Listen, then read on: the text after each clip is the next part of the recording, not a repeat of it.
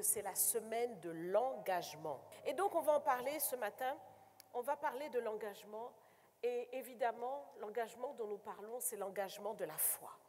Parce que tout ce que nous faisons c'est par la foi. Et comme je vous expliquais lors de notre événement que nous avons eu vendredi, qui était là vendredi soir, j'espère que tu as vécu quelque chose de très fort avec l'Esprit de Dieu. Amen. Et vous aussi certainement. Amen. Eh bien, nous avons dit quelque chose d'important et qu'il faut retenir. Ta foi va déterminer l'issue de ton épreuve. Ta foi. Et donc, les choses sont entre tes mains parce que le Seigneur a tout accompli pour nous. Et nous l'avons chanté. Il a tout accompli. Donc, effectivement, maintenant, le Seigneur nous engage, nous, par la foi. Et effectivement, quand Jésus marchait dans les rues de la Galilée, il répétait à tous ceux à qui il faisait du bien, « Va, ta foi t'a guéri, ta foi t'a sauvé, qu'il te soit fait selon ta foi. Croyez-vous que je peux faire cela pour vous? Qu'il vous soit fait selon votre foi. » Donc, tout dépend de ta foi. Et quand on réalise et qu'on finit par réaliser justement que tout dépend de notre foi, on comprend alors que la foi est essentielle, que la foi est importante, que la foi est vraiment ce trésor qui nous fait passer d'une étape à une autre, qui nous permet de sortir de notre épreuve et de rentrer dans toutes les promesses de Dieu. Et donc, nous comprenons que cette foi, il va falloir la nourrir. Il va falloir s'en occuper. Et j'aimerais vraiment que toi qui m'écoutes ce matin, tu prennes conscience que tu dois nourrir ta foi. Ta foi doit s'affermir jusqu'à devenir inébranlable. Parce que Dieu n'exauce pas n'importe quelle foi. Ce n'est pas une foi branlante qu'il exauce, mais une foi inébranlable.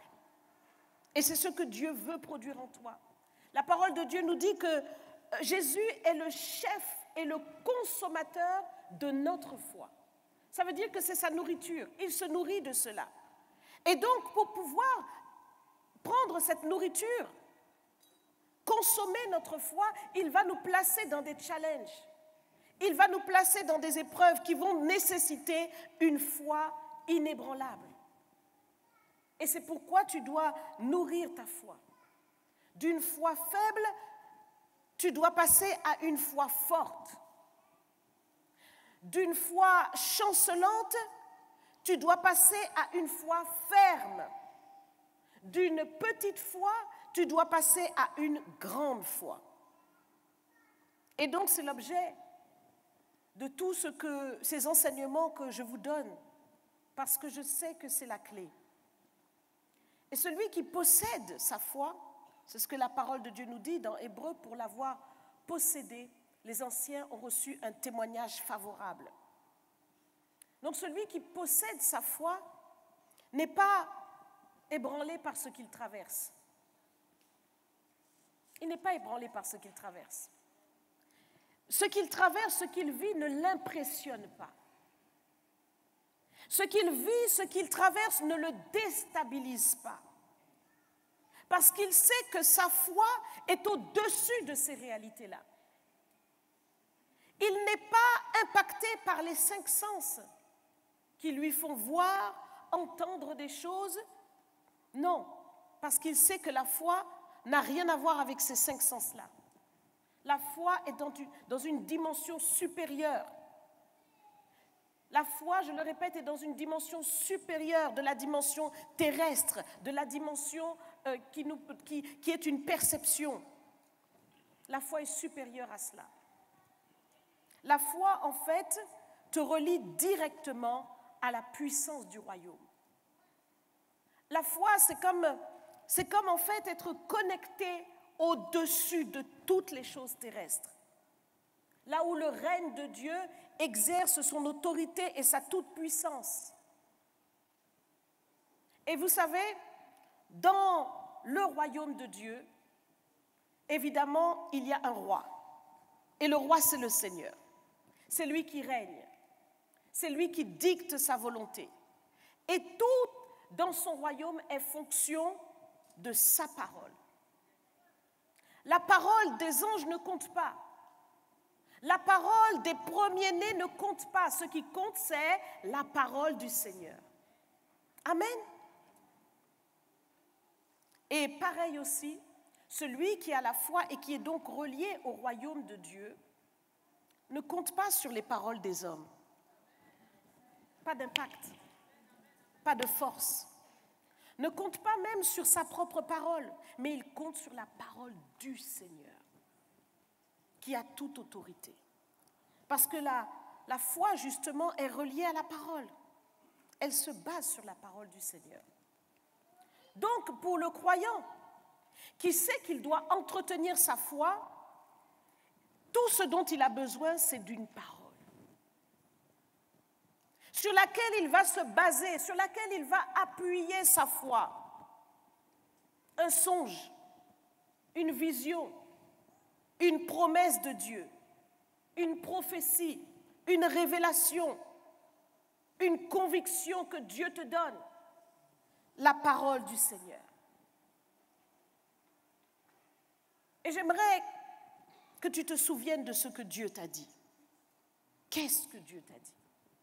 Qu'est-ce que le Seigneur t'a dit? Quand nous regardons ceux qui nous ont précédés dans la parole de Dieu, ils sont véritablement un exemple, et particulièrement nous regardons la vie d'Abraham. Abraham est celui qui est appelé le père des croyants. Mais ce n'est pas pour rien qu'on l'appelle le père des croyants. C'est notre père, Abraham. Parce qu'il a cru à un moment donné, il y a eu une histoire entre lui et Dieu. C'était un homme comme nous, mais il y a eu une histoire entre lui et le Seigneur. Et nous allons le lire ensemble dans Romains, au chapitre 4. Romains, chapitre 4, et au verset 19. Vous savez que, donc, Abraham ne pouvait pas avoir d'enfant avec son épouse. Et il attendait cela. Regardez donc, verset 18, ce qu'il nous est dit. Espérant contre toute espérance, il crut, en sorte qu'il devint père d'un grand nombre de nations, selon ce qui lui avait été dit. Telle sera ta postérité, selon ce qui lui avait été dit. Il avait reçu une parole du Seigneur, une promesse. Verset 19, « Et sans faiblir dans la foi, il ne considéra point que son corps était déjà usé, puisqu'il avait près de 100 ans, et que Sarah n'était plus en état d'avoir des enfants. » Verset 20, « Il ne douta point par incrédulité au sujet de la promesse de Dieu, mais il fut fortifié par la foi, donnant gloire à Dieu et ayant la pleine conviction que ce qu'il promet, il peut aussi l'accomplir. » Amen. Abraham, notre père, a eu une attitude par rapport à la parole qu'il a reçue, c'est l'attitude de la foi. Cette attitude, donc, ne s'est pas basée, et nous le voyons dans ces versets, il n'a pas regardé ni considéré ce qu'il ressentait. Vous savez que lorsqu'on commence à prendre de l'âge, on sent que l'épaule fait mal, les reins. On commence à sentir, vous les jeunes, peut-être que vous ne savez pas de quoi on parle. Mais lui, il ne s'est pas laissé impacter par ce qu'il ressentait. Parce que la parole de Dieu est plus puissante que ça. Dis avec moi, la parole de Dieu est plus puissante que ça. Et dans ton ça, mets tout ce que tu veux. La parole de Dieu est plus puissante que ça. Donc, il ne s'est pas laissé impacter. Il n'a pas regardé à son corps usé. Il n'a pas regardé aux rides.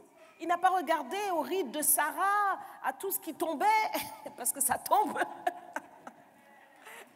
Je vais laisser le ça, on comprend tout. Et il n'a pas regardé à ça. Alléluia. Mais sa conviction était forgée. Il était camper sur quelque chose.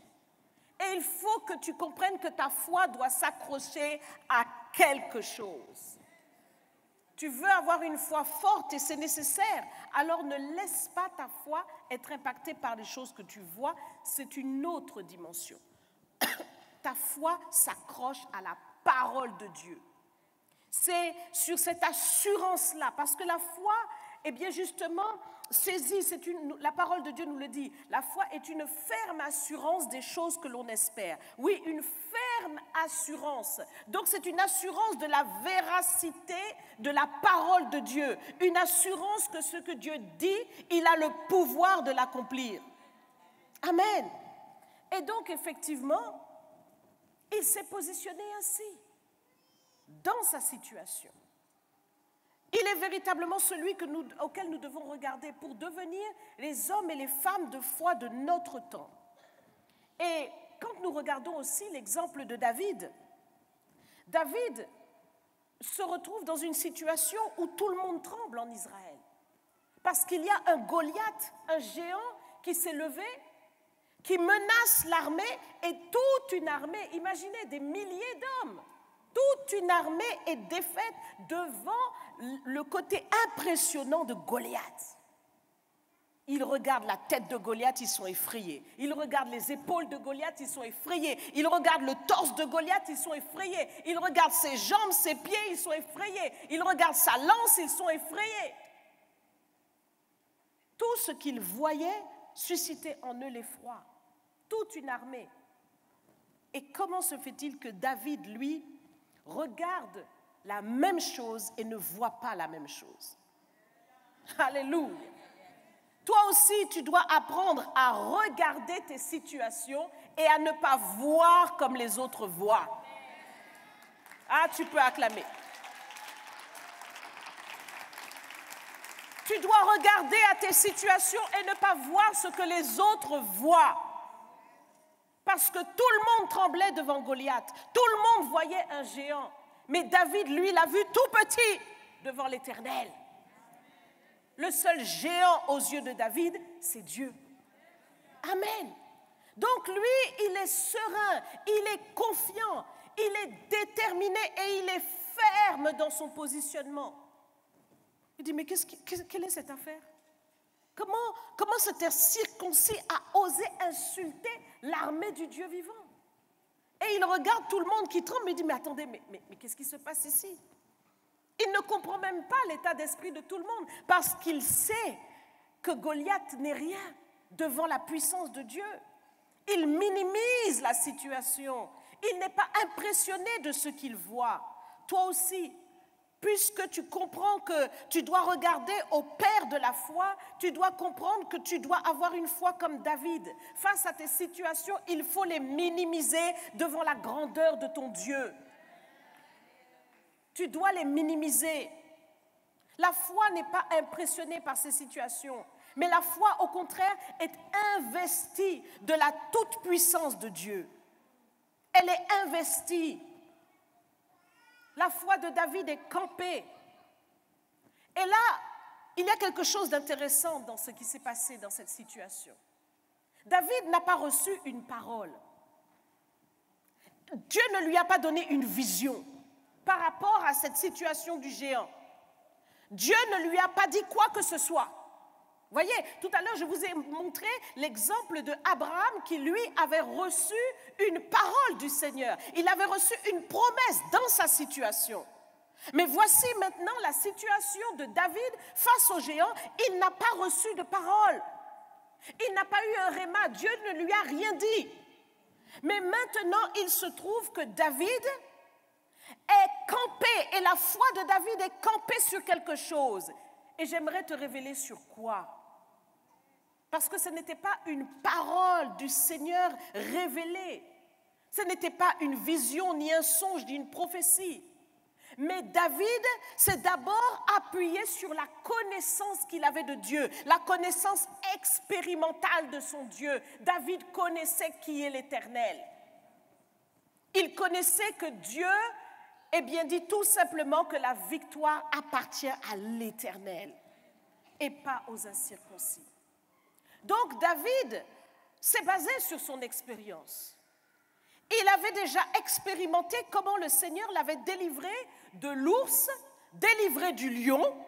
Donc, ayant eu une expérience avec Dieu, ayant cette, pratique de la toute-puissance de Dieu, de la force souveraine de Dieu, de la délivrance du Seigneur, alors David pouvait dire clairement, mais qui est cet incirconcis devant l'armée de l'Éternel? Il était ferme. Et son expérience était basée sur la connaissance qu'il avait de la parole aussi du Seigneur, non pas la parole révélée comme le réma dans la situation que tu traverses. Une parole vient vers toi pour te dire dans la situation que tu traverses, voici ce que je vais faire pour toi. Mais la parole logos de Dieu, la parole vivante de Dieu, mais la parole, de Dieu tout simplement, qui déclare qui Dieu est. Dieu est le Tout-Puissant. Et donc, nous pouvons regarder cette histoire dans 1 Samuel, chapitre 17, versets 45 à 47. David a déclaré quelque chose aux Philistins. David donc se tient devant le Philistin et il dit, « Tu marches contre moi avec l'épée, la lance et le javelot. Et moi, je marche contre toi au nom de l'Éternel des armées, du Dieu de l'armée d'Israël que tu as insulté. Aujourd'hui, l'Éternel te livrera entre mes mains, et je t'abattrai et je te couperai la tête. Aujourd'hui, je donnerai les cadavres du camp des Philistins aux oiseaux du ciel et aux animaux de la terre, et toute la terre saura qu'Israël a un Dieu. Et toute cette multitude saura que ce n'est ni par l'épée, ni par la lance que l'Éternel sauve, car la victoire appartient à l'Éternel et il vous livre entre nos mains. » Amen. Donc David, rempli de l'assurance, rempli de la connaissance expérimentale de son Dieu, sait que Dieu va le délivrer de ce Philistin comme il l'a déjà délivré de toutes sortes de situations. Et toi aussi, tu as une connaissance expérimentale de ton Dieu. Tu ne dois pas en faire l'économie. Ta foi doit se nourrir de cette connaissance expérimentale. Dieu a déjà fait pour toi de grandes choses. De grandes choses. Tu n'avais rien et il t'a donné tout. Tu étais seul, il t'a donné ce que tu ne pouvais pas avoir par toi-même. Dieu a accompli des choses extraordinaires. Il t'a guéri de ceci, il te guérira de cela. Dieu est fidèle. Il est le même. Et David le sait. David s'appuie sur sa connaissance expérimentale. Et donc, David n'a pas reçu une parole révélée, mais maintenant, voyez-vous, parce que sa foi est nourrie de sa connaissance expérimentale de Dieu, c'est maintenant sa foi qui va parler. La foi de David a parlé. La foi de David a déclaré qu'aujourd'hui même, l'Éternel te livrera entre mes mains. Il a déclaré une parole. Et j'aimerais que tu comprennes que lorsque tu n'as pas reçu une révélation dans ta situation, dans ton combat, dans ton problème, mais comme je te le dis depuis le début, ta foi déterminera l'issue des choses. Ta foi doit parler comme la foi de David a parlé. Ta foi doit s'exprimer. Ta foi doit déclarer une parole. David s'est souvenu de qui est son Dieu. Il s'est souvenu de la toute-puissance de son nom et il a parlé au nom de l'Éternel. Il a dit, tu viens contre moi avec la lance, avec le javelot, mais moi je viens au nom de l'Éternel. Toi aussi, fais parler ta foi. Dans la situation que tu traverses, fais parler ta foi au nom de Jésus. Fais parler ta foi pour ordonner l'issue de la situation. La parole de la foi a la même puissance que la parole de Dieu, parce qu'elle est aussi créatrice. C'est comme ça que ta foi fonctionne. Ta foi doit parler. Voyez, donc soit que la foi se nourrit de ce que Dieu t'a révélé et Dieu t'a déclaré une promesse, donc tu t'appuies sur ce que Dieu t'a dit, ou soit que tu fais face à une situation à laquelle tu n'as pas de réponse particulière, mais tu te tiens sur la connaissance de ton Dieu, qui est celui qui te dit, je suis Yahvé Rapha, je suis celui qui te délivre, je suis le Dieu de victoire. Et donc tu t'appuies sur cette connaissance expérimentale de ton Dieu qui a déjà fait pour toi des prodiges, et tu te tiens là-dessus pour déclarer une parole. Amen. Ta foi va agir. Ta foi va agir. Et dans Marc, chapitre 11, verset 23, nous allons le lire ensemble parce que ce sont des choses vraiment importantes pour pouvoir maintenant faire de toi un homme, une femme de foi. Dans Marc 11, voici ce que le Seigneur dit. Et on va même lire avant parce que vous devez bien comprendre comment les choses se passent. Dans Marc 11, on va lire d'abord, premièrement, tout simplement, ce que Jésus dit dans Marc 11, 23. Je vous le dis en vérité, si quelqu'un dit à cette montagne, ôte-toi de là et jette-toi dans la mer, et s'il ne doute point en son cœur, mais croit que ce qu'il dit arrive, il le verra s'accomplir. Voyez, donc c'est la parole de foi sur laquelle vous vous appuyez pour déclarer quelque chose. C'est la parole de foi. Et il faut que cette parole de foi jaillisse. Ta foi doit parler. Ta foi doit déclarer l'issue de la situation. Ta foi doit être assurée.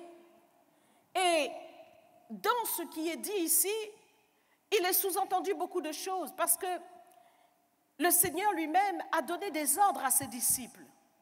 Et il leur a dit dans le même livre de Marc, nous voyons que le Seigneur, dans Marc 16 a dit « Voici les miracles qui accompagneront ceux qui auront cru. En mon nom. » Et vous avez toute une succession de miracles. C'est dans le nom du Seigneur. C'est-à-dire que la parole de foi que tu dois déclarer doit être une assurance qui vient du nom de Jésus. Parce que le nom de Jésus, il est véritablement celui qui a toute autorité dans le ciel, sur la terre et sous la terre. Au nom de Jésus, tout genou fléchit. Les démons savaient même qu'ils devaient se prosterner devant la personne de Jésus. Les démons ne te craignent pas, mais ils craignent le nom de Jésus. Ils craignent Jésus. Ce nom est puissant. C'est un nom qui sauve, c'est un nom qui guérit. La Bible déclare que quiconque invoquera le nom du Seigneur sur la montagne de l'Éternel sera sauvé par ce nom, juste ce nom. Ce n'est pas le nom de Mahomet, ce n'est pas le nom de Krishna, ce n'est pas le nom de Bouddha, ce n'est pas le nom de Jocelyne, ce n'est pas le nom de David, c'est le nom de Jésus. Jésus, ce nom-là est puissant. Il est puissant dans ta vie. Et David savait que le nom de l'Éternel était puissant. Donc il s'est confié dans la puissance du nom de l'Éternel. Toi aussi, lorsque tu fais face à une situation et que tu n'as pas le temps d'aller chercher un réma, fais tout simplement confiance dans la puissance du nom de Jésus qui est en toi. Alléluia. Et oui, ce nom est capable de te faire obtenir et de te faire réaliser des choses. C'est par la foi dans ce nom que tes challenges auront une issue favorable. Alléluia. En fait, c'est véritablement celui qui marche dans cette foi-là qui dicte aux circonstances comment elles doivent se passer. Oui. C'est celui qui marche dans la foi qui dicte aux circonstances ce qui va se passer. Regardez bien ce passage que nous avons lu. David dit avec assurance à Goliath, « Je vais te couper la tête. » Je vais te couper la tête. Goliath, je vais te couper la tête. Il est assuré. Il sait ce qu'il va se passer. Ta foi te permet de voir déjà ce qui va se passer. Il avait déjà fait le film dans son esprit qu'il allait couper la tête de Goliath. Mais non. Attendez. Non, non, non, il faut vraiment regarder ça. Parce que c'est des choses vraiment que des fois on lit la parole de Dieu, mais on ne comprend pas ce que la parole de Dieu dit. Non, que tes yeux s'ouvrent. Que tes yeux s'ouvrent. Tes yeux spirituels puissent s'ouvrir. David, 1 Samuel 17, verset 45. Verset 45, il dit, tu marches contre moi avec l'épée, la lance et le javelot, et moi je marche contre toi au nom de l'Éternel des armées, du Dieu de l'armée d'Israël que tu as insulté. Verset 46, aujourd'hui. Donc, déjà, sa foi détermine le temps.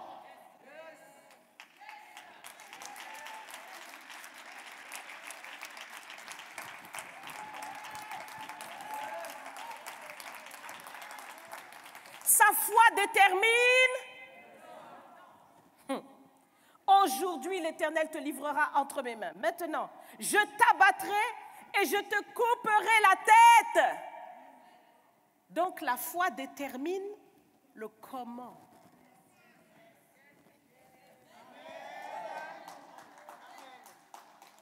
Ta foi. Ta foi. Je vais t'abattre, je te couperai la tête. Aujourd'hui, je donnerai les cadavres du camp des Philistins aux oiseaux du ciel. C'est-à-dire qu'il détermine le quoi. Il détermine le quoi. C'est-à-dire qu'il ne prend pas une petite portion de victoire. Il ne dit pas, je vais couper la tête de Goliath et puis on verra après ce qui va se passer. Non, il prend toute la victoire. Non seulement qu'il coupe la tête de Goliath, mais en plus, il donne tous les cadavres du camp des Philistins aux oiseaux du ciel et aux animaux de la terre. Il prend la victoire totale. Totale. Et donc, tu dois comprendre que ta foi est précieuse. Parce que ta foi est illimitée. Elle a un potentiel illimité. Par ta foi, tu es capable de remporter des victoires qui dépassent ton entendement.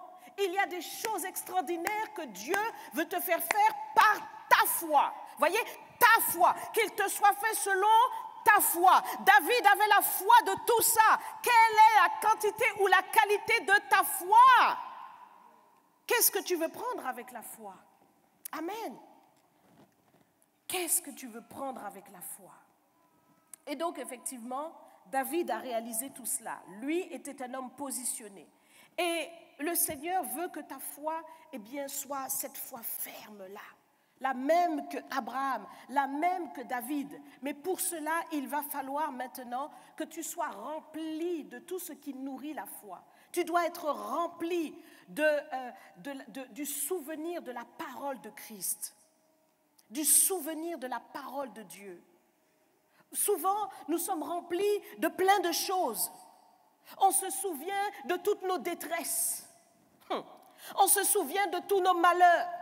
On se souvient de tous nos soucis, de tous nos problèmes. Et cela ressasse une amertume dans nos cœurs. Non, ce n'est pas de cela qu'il faut te souvenir. Il faut te souvenir de la parole du Seigneur. Amen. Souvent, tu te souviens de ce que l'on a dit de toi. Souvent, tu te souviens même de ce que toi-même tu dis de toi. Et ça fait que passer dans ta tête et repasser dans ta tête. Des fois, il y a eu des situations difficiles avec quelqu'un, peut-être quelqu'un que tu chéris, que tu aimes, et puis la personne t'a mal parlé, et puis tu refais le film de la conversation dans ta tête.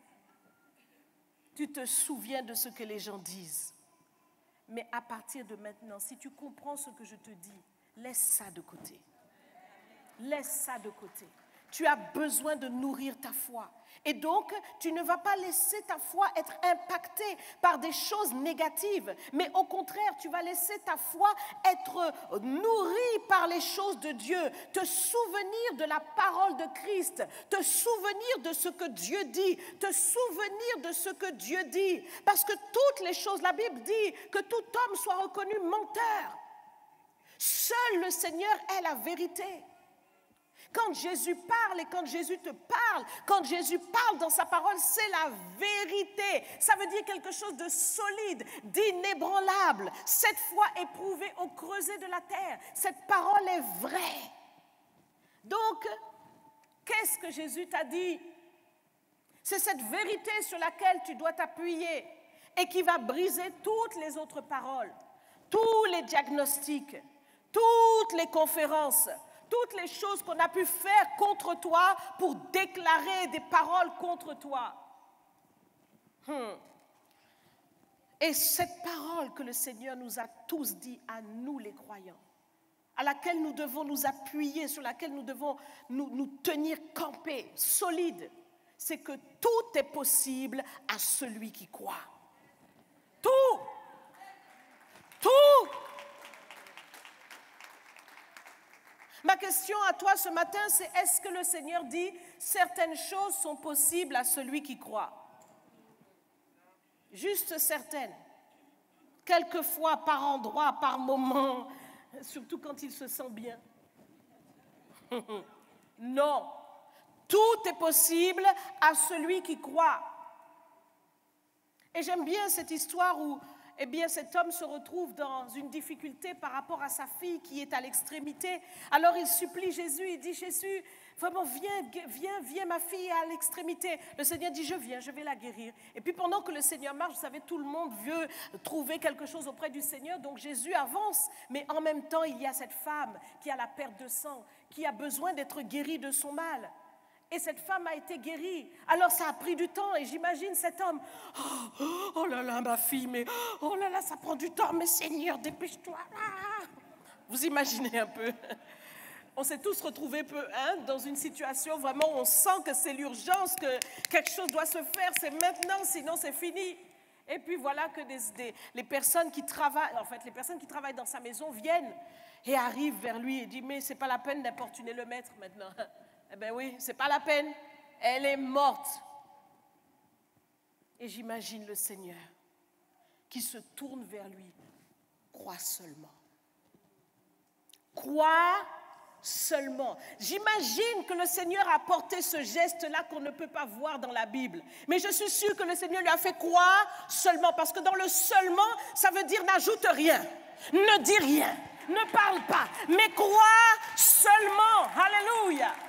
Il y a des fois où tu dois te contraindre, tu dois te concentrer, tu dois être focus pour croire seulement.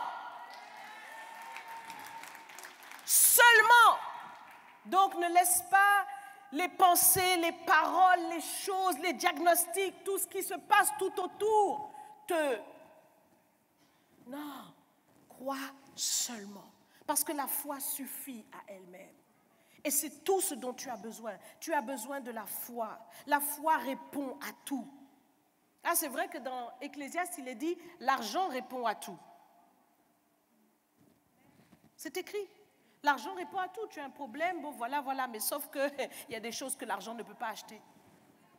L'argent ne peut pas te donner le salut. L'argent ne peut pas te donner la délivrance ni la guérison divine. L'argent répond à tout, oui, mais l'argent est quand même limité. Et quand tu n'en as pas, la foi peut, elle, t'en apporter. Alléluia. Donc, la foi répond à tout. La foi répond à tout.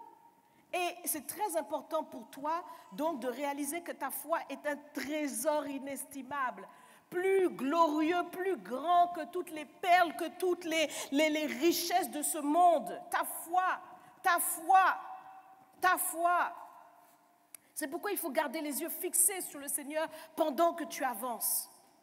Et pour que ta foi soit nourrie, que tu ne sois pas distrait. On l'a dit tout à l'heure, la foi vient de ce que l'on entend et ce que l'on entend vient de la parole de Christ. Pendant que je vous parle, votre foi est en train de monter. Mais attention à ce que tu écoutes. Parce que parfois, nous nous exposons à ce monde morose, triste. On croit qu'on se distrait. On va sur des plateformes qui ne nous apportent rien. Mais non seulement elles ne nous apportent rien, mais elles nous volent tout. Elles pillent ta foi. Elles te mettent dans la dépression. Et tu ne réalises pas que ta foi est pillée. Il faut que tu construises au contraire une foi forte. Vous savez, quand par exemple, il y a un escalier devant vous, si vous voyez un escalier, pour nous qui sommes adultes, l'escalier, c'est une petite épreuve, ce n'est même pas une épreuve en fait, parce qu'on va le monter. Certains, même les plus sportifs, vous montez 4 à 4. Et vous montez, c'est une petite épreuve. Mais pour un bébé, un escalier, c'est tout un truc. Il est en couche-culotte, il est là en train d'essayer de monter, c'est compliqué pour lui. Il n'arrive pas à monter, c'est difficile. Et pour d'autres qui sont adultes, cette épreuve-là, c'est teaser fait. Donc, ta foi est en fonction de ta maturité spirituelle. Ta foi est en fonction de ta maturité. Pour toi, l'épreuve que tu traverses, c'est big, big, big, big, big. Pour d'autres, on va regarder, on va dire, mais il pleure niche pour rien là. Voyez? Mais maintenant, il faut que tu grandisses. Par rapport à l'épreuve que tu traverses, grandis, accepte la maturité. Accepte la maturité. Et tu vas voir que tu vas monter les escaliers 4 à 4. Ah oui! Parce que tu grandis, tu peux monter 4 à 4. Et effectivement, quand maintenant nous voyons David devant Goliath, ou que nous voyons les épreuves comme Abraham et Sarah, là, ce sont des épreuves de personnes, en fait, que l'on appelle les géants de la foi.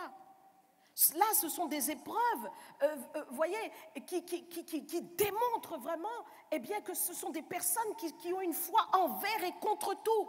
Et si ton épreuve est comme cela, si ton épreuve est face à un géant comme Goliath, ou comme à cette stérilité auquel avaient fait face Abraham et Sarah, sache que cela veut dire que toi aussi, tu vas devenir un père de croyants. Toi aussi, tu es un vaillant héros. Tu es quelqu'un sur qui Dieu va se lever pour démontrer sa puissance, son autorité. Dieu va utiliser ta situation pour démontrer. Donc, tu dois vraiment prendre conscience que ton épreuve va déterminer en fait le vaillant héros que tu es. On a connu David par rapport à ce qui s'est passé avec Goliath. On a connu Abraham et Sarah par rapport à ce qui s'est passé dans leur vie. Tu dois comprendre qu'il ne faut pas il ne faut pas avoir peur de l'épreuve que tu traverses. Mais l'épreuve doit déterminer un témoignage puissant dans ta vie. C'est le processus de ta foi dans lequel tu dois accepter. Parce que beaucoup, dans leur processus, flanchent. Ils ont une foi pour déterminer l'issue en se disant, oui, voilà, Dieu va le faire. Mais dans le cheminement, là, ils n'ont pas la foi entre les deux. Et ça, tu dois vraiment comprendre que la foi, c'est de bout en bout. C'est de bout en bout, sinon elle n'est pas la foi. Sinon, elle n'est pas la foi. Lorsque Jésus sort avec ses disciples, qu'il vient dans ce figuier pour essayer de trouver un fruit et qu'il voit qu'il n'y a rien, alors le Seigneur a déclaré une parole. Il a dit que plus jamais personne ne mange de ton fruit. Et quand le Seigneur a déclaré une parole, quand vous voyez plus bas ce qu'il est dit, vous savez que le Seigneur savait très bien qu'à partir de ce jour, c'était terminé pour ce figuier. Oui ou non? Mais les disciples, eux, ont vu un figuier verdoyant, malgré que le Seigneur avait prononcé cette parole. Et donc, lorsqu'ils sont revenus le lendemain matin et qu'ils ont vu que le figuier était séché jusqu'à la racine, ils étaient dans l'étonnement. Ils ont dit, mais Seigneur, le figuier que tu as maudit est desséché. Et le Seigneur leur a dit, mais ayez foi en Dieu. Mais ayez foi en Dieu. Si quelqu'un dit quelque chose, cela s'accomplit. Si quelqu'un dit et qu'il croit que ce qu'il dit arrive, s'il ne doute point en son cœur, il le verra s'accomplir. Il le verra. Peu importe le temps, mais il le verra. Vous attendez peut-être à ce que ça fasse boum, mais vous avez dû voir qu'il fallait revenir le lendemain pour voir que ça s'est fait. Vous comprenez? Et donc, qu'est-ce que le Seigneur veut dire par là? Il veut véritablement nous faire prendre conscience qu'il y a le processus de notre foi dans lequel nous devons croire. Tu dois croire dans le processus de ta foi. Et bien souvent, c'est ça le problème. Comme on attend le résultat et qu'on veut voir, boum! Donc, on ne réalise pas pourtant que le processus est tout aussi valable que l'issue de la chose. C'est-à-dire que lorsque tu déclares une parole, la chose est déjà en train de travailler. Dieu est déjà en train de faire. Lorsque tu as prié, Dieu est déjà en train d'agir. Les choses sont en train de changer. Il y a déjà un bouleversement. Il y a déjà un renversement. Ce n'est pas ce que tu sens, ce n'est pas ce que tu vois, ce n'est pas ce que tu ressens, mais ce sont les choses que Dieu dit. La parole qui est sortie de ta bouche est déjà en train de travailler. Tu dois croire dans le processus aussi. Donc le Seigneur veut véritablement que tu puisses être dans cette dimension-là où effectivement, eh bien, tu sois quelqu'un qui a une foi qui te permet véritablement de marcher debout face aux situations que tu traverses. Que tu ne sois pas renversé, toujours à terre, toujours dépressif, toujours découragé parce que tu as des épreuves. Non, ce n'est pas ça la vie du croyant. La vie du croyant, c'est qu'il traverse des épreuves et pendant qu'il est dans son épreuve, il est en train de prier, il est en train de travailler avec Dieu jusqu'à ce que la situation plie, jusqu'à ce que la situation soit renversée parce qu'il sait que ce qu'il fait a toujours une issue, l'issue qu'il a ordonnée. Il est certain de l'issue. Il n'est pas dans le doute.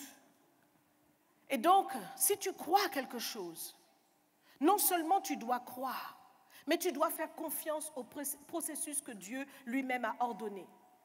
Le processus, tu dois parler. Le processus, tu dois prier. Le processus, tu dois t'engager. L'engagement, c'est exactement celui-là, l'engagement de la foi. Voyez, quand tu as une foi en toi, ta foi va t'obliger à t'engager. Exactement comme David s'est retrouvé devant Goliath. Il n'est pas resté là à regarder, non, il s'est engagé. Il s'est engagé. Abraham aussi s'est engagé. Alors parfois on peut voir certaines épreuves en se disant mais oui mais ça je comprends que bon là il a fallu qu'il mène un combat donc il s'est engagé, mais comment maintenant lorsque le miracle n'appartient qu'à Dieu, comment est-ce qu'on s'engage? Parce que là c'est que Dieu qui fait, moi je ne comprends pas. Eh bien effectivement, regardez avec moi Romains 4 qui nous parle de ce que Abraham a fait. Romains 4 versets 18 et 19, qu'est-ce qui nous est dit? Espérant contre toute espérance, il crut, en sorte qu'il devint père d'un grand nombre de nations, etc. Verset 19. Et sans faiblir dans la foi, il ne considéra point que son corps était déjà usé, puisqu'il avait près de 100 ans, et que Sarah n'était plus en état d'avoir des enfants. Il ne douta point, par incrédulité au sujet de la promesse de Dieu. Voilà l'engagement de la foi, ne pas douter, mais au contraire, il est dit, mais il fut fortifié par la foi, et qu'est-ce qu'il a fait? Il a donné gloire à Dieu. Voilà le secret d'Abraham. Dans sa foi n'a pas été passive. Sa foi n'a pas été tout simplement, Dieu s'il a dit, n'a qu'à faire. Je vais regarder s'il fait.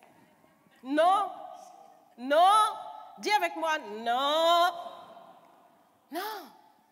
Abraham, alléluia, n'a pas faibli dans la foi, mais il a donné gloire à Dieu. Et dans ta situation, quel que soit ce que tu traverses, puisque tu as compris que maintenant c'est le processus de ta foi qui va aboutir, alors ce que tu dois faire, c'est que tu dois te positionner à donner gloire à Dieu. Quand tu marches, tu donnes gloire à Dieu. Quand tu parles, tu donnes gloire à Dieu. Quand tu loues, tu donnes gloire à Dieu. Quand tu donnes une offrande, tu donnes gloire à Dieu. Dans tout ce que tu fais, tu donnes gloire à Dieu. Tu fais et tu fais en donnant gloire à Dieu. C'est ça qui est important. C'est le processus de la foi. Voyez, donc quand nous parlons de prier, de jeûner, de se consacrer, de se tenir là, c'est ce que Abraham faisait. Il honorait Dieu, il offrait des sacrifices encore et encore.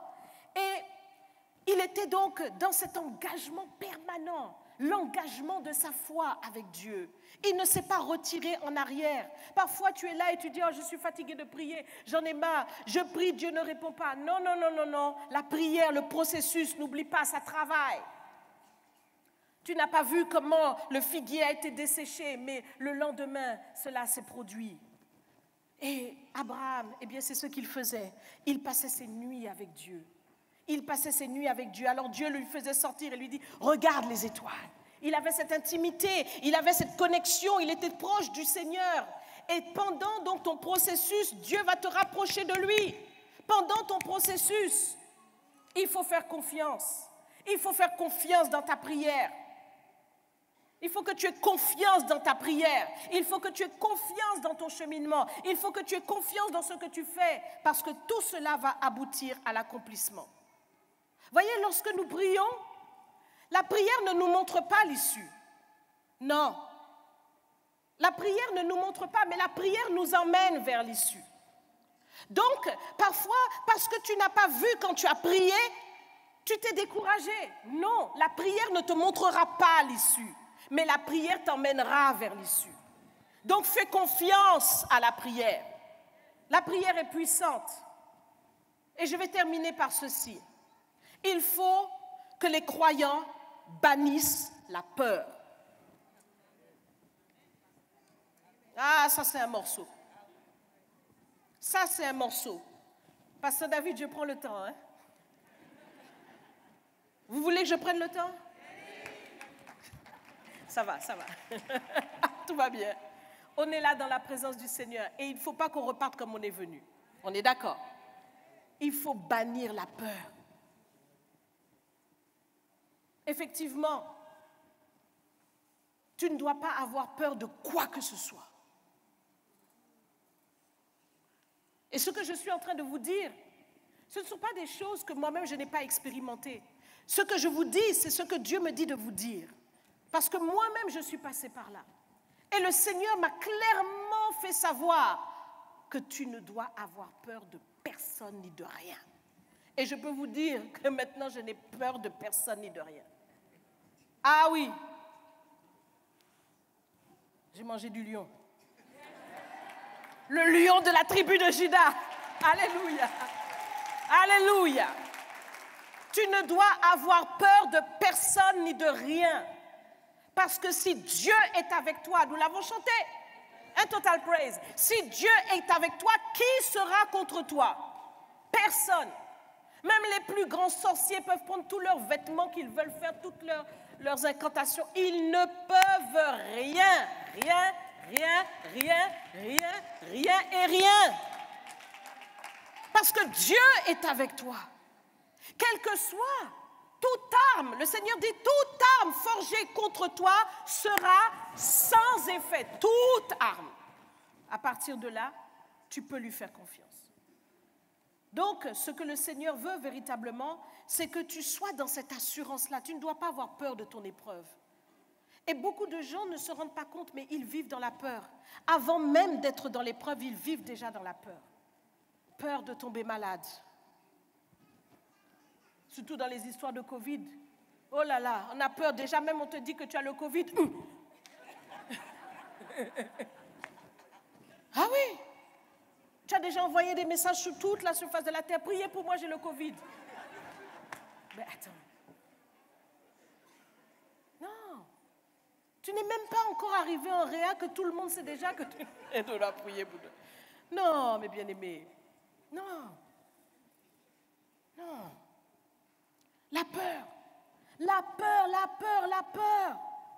Peur de manquer de quoi que ce soit. Tu penses déjà à la fin du mois, on est au 1er février. Bon, on n'y est pas encore, mais on y arrive. On est déjà? Non, voilà, on y arrive. Et tu vois déjà la fin du mois, tu vois déjà que tu n'auras rien. Et tu te demandes comment tu vas faire à la fin du mois. Mais attends, laisse déjà la semaine se terminer. Amen. Mais voyez cette peur-là, ce climat de peur. Et je peux vous dire qu'ici en France, ce climat de peur est entretenu. Il est entretenu par les médias, il est entretenu. Climat de peur, on vous dégraine tous les morts, on vous dit ceci, alors qu'il y a des morts tous les jours en France, je vous assure. Et là, on veut faire croire que bon, mais bref, parenthèse fermée. On veut vous faire croire que là, il y a quelque chose de grave. Vous voyez? Et plus vous prenez un ton grave, plus la chose devient grave. Non, non. Toi, tu as un Dieu. Tu ne peux pas être comme ce que ce monde est. Ce monde tremble, ce monde est dans la confusion, ce monde panique, mais pas toi. Pas toi. Le juste ne te craint pas les mauvaises nouvelles. Alors un jour, Job, qui a été frappé de toutes parts, de toute épreuve, s'est posé la question. Et il s'est demandé, est-ce qu'il n'était pas à l'origine lui-même de tous ces malheurs? Dans Job 3, 25, Job lui-même dit, « Ce que je crains, c'est ce qui m'arrive. Ce que je redoute, c'est ce qui m'atteint. Je n'ai ni tranquillité, ni paix, ni repos, et le trouble s'est emparé de moi. » Donc Job, quelque part, on ne sait pas tout le fond des choses, mais quelque part, Job s'est demandé s'il n'y avait pas en lui une crainte qui n'a pas généré une situation où l'ennemi a eu l'opportunité de l'attaquer. Ce que je crains, c'est ce qui m'arrive. Voyez? Parce que quand vous essayez de vous plonger dans la vie de Job, vous regardez que chaque fois que Job, ses enfants se réunissaient, ses enfants faisaient la fête et tout, Job venait, il faisait des prières pour ses enfants, pour les purifier, parce qu'il se disait peut-être ils ont péché et tout ça. Donc on voit un homme qui veut veiller à la protection de ses enfants. Il ne veut pas que ses enfants tombent dans quoi que ce soit pour ne pas... Voyez, on imagine vraiment un homme qui veut faire attention en fait. Bon, en tout cas, ce que l'on constate, c'est que la peur attire des mauvaises choses. Donc la peur peut véritablement être en fait l'envers de la foi. La foi attire l'intervention de Dieu, mais la peur attire l'intervention de l'ennemi. Tu dois réaliser ça.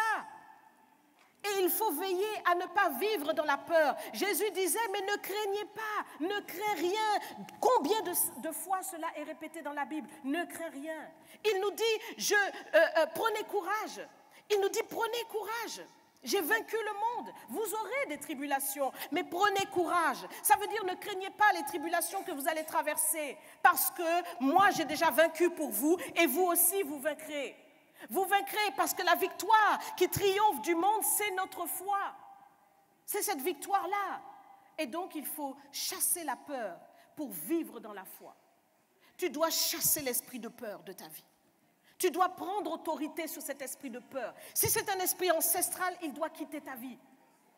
Tu dois cesser d'avoir peur de manquer, cesser d'avoir peur de tomber malade, cesser d'avoir peur de qui que ce soit, de quoi que ce soit. Parce que la peur, elle te tétanise, elle te paralyse, alors que la foi, elle te donne de t'engager.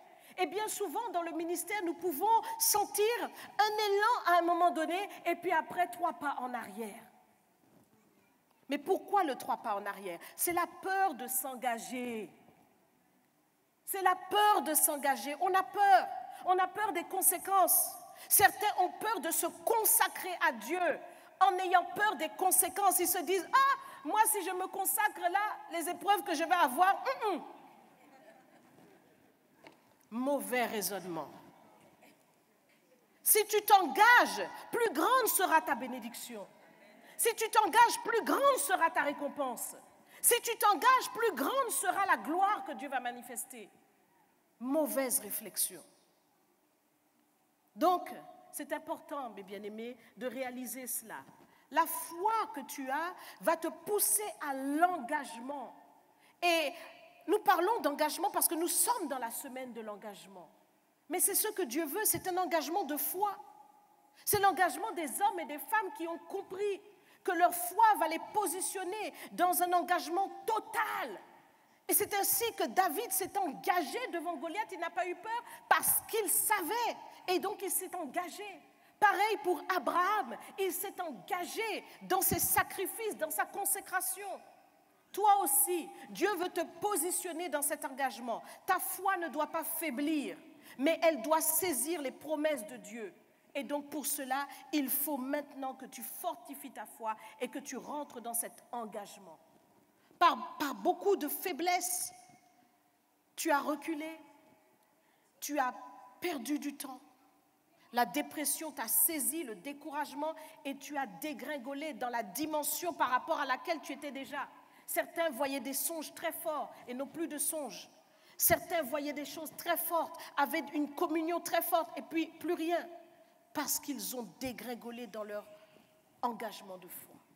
Mais ce matin et cette semaine, tu vas reprendre ton engagement. Tu vas positionner ta foi. Tu vas accepter la maturité. Tu vas accepter non seulement de faire confiance à ton Dieu, à la parole que tu as reçue ou à la connaissance expérimentale du Dieu que tu sers, mais tu vas aussi faire confiance au processus. Et tu vas donc devenir un homme de prière, une femme de prière. Tu vas ouvrir ta bouche, tu vas faire parler ta foi, tu vas déclarer une parole au nom du Seigneur et tu verras l'aboutissement. Amen. Que le Seigneur nous bénisse. Alléluia. Alléluia. Acclame-le, acclame-le, acclame-le. Si tu as compris quelque chose ce matin. Et mets-toi debout. Mets-toi debout avec moi. Total Praise, venez s'il vous plaît.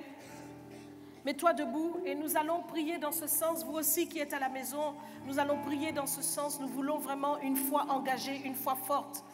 Le Seigneur nous a visités vendredi. Ce n'est pas pour régresser, mais c'est pour aller de l'avant. C'est pour aller plus loin. Alors répète ces quelques paroles après moi. Seigneur Jésus, j'ai entendu ta parole. Ta parole est la vérité. Ta parole me donne la victoire dans toutes les épreuves que je traverse. C'est pourquoi je renonce à la peur, toute forme de peur.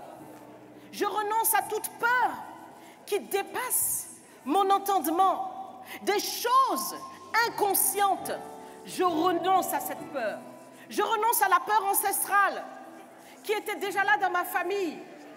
Je renonce aux paroles de la peur. Je renonce aux émotions de la peur. Je renonce à cette peur qui me paralysait, qui me tétanisait face à mes situations et je n'arrivais pas à prier. Mais maintenant, je saisis la foi ferme, la foi pleine et entière, la conviction inébranlable que ce que tu dis, tu as la puissance de l'accomplir. Désormais, je connais mon Dieu. Je sais ce que tu as déjà fait pour moi et je verrai encore de grandes choses. C'est pourquoi je fais confiance dans ta parole. Je fais confiance dans la grandeur et la puissance et l'autorité de ton nom. Et désormais, au nom de Jésus, je fais plier mes circonstances par la foi. Désormais, je fais confiance dans le processus de ma foi. J'accepte de me consacrer, de m'engager dans le jeûne, dans la prière, dans les veillées. Je me tiens devant toi. Je proclame la parole de la foi. Je proclame une parole qui déterminera l'issue de mes épreuves. Je déclare une parole qui déterminera l'issue de la situation en France.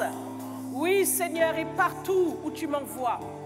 Et désormais, Seigneur, je suis un homme, je suis une femme de foi. Je suis positionnée et rien ne pourra me déstabiliser. Au nom de Jésus, amen.